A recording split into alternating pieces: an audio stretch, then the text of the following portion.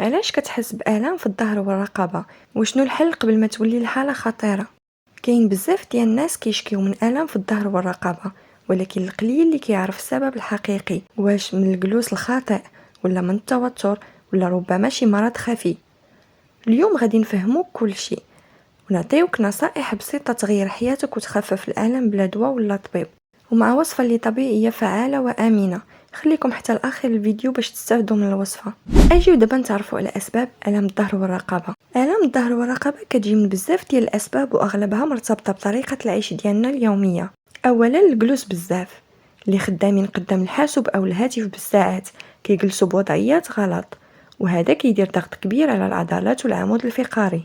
ثانيا قله الحركه، الجسم ديالنا مخلوق باش يتحرك ماشي باش يبقى ساكن. ملي كتحبس الحركه العضلات كتضعف والعظام كتولي مضغوطه.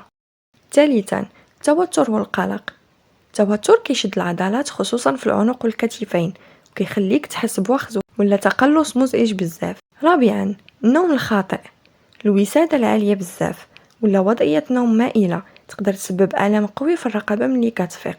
خامس حاجة وهي الحمل الزائد أو الحركات المفاجئة بحال رفع الأثقال بطريقة خاطئة أو الالتفات بسرعة تقدر تسبب تمزق بسيط في الألياف العضلية.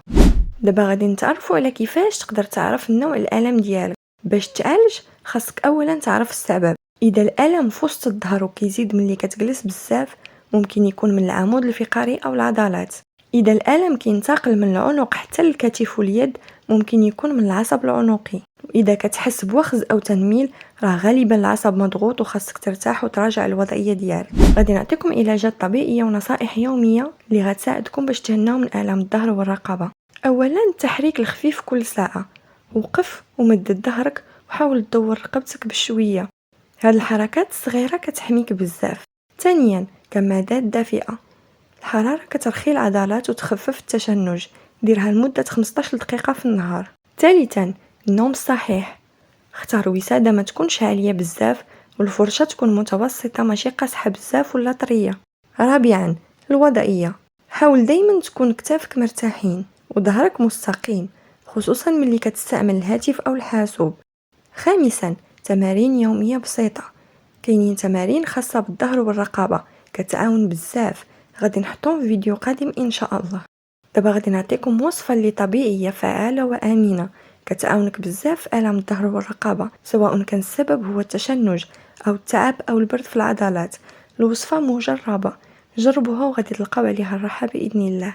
المكونات ديالها سهله وبسيطه. غادي نحتاجو 2 معالق كبار من زيت الزيتون اللي دافي، معلقه صغيره من السكنجبير او الزنجبيل المبشور، الزنجبيل الطري، ملعقه صغيره من الكركم او الخرقوم، شويه من زيت النعناع اختياري للرائحه والتاثير المهدئ، الا ما كانش متوفر ماشي مشكل. طريقه الاستعمال، كنسخنوا شويه ديال الزيت ماشي بزاف باش ما يحرقكش في الجلد ديالك، زيد عليه الزنجبيل والكركم وخليه يدفى لمده دقيقه تقريبا. دهن به المنطقه اللي كتوجعك سواء الظهر او الرقبه ديالك، دير حركات خفيفه ديال التدليك لمده 10 دقائق. من بعد غطي المكان بفوطه دافيه لمده ربع ساعه حتى نصف ساعه.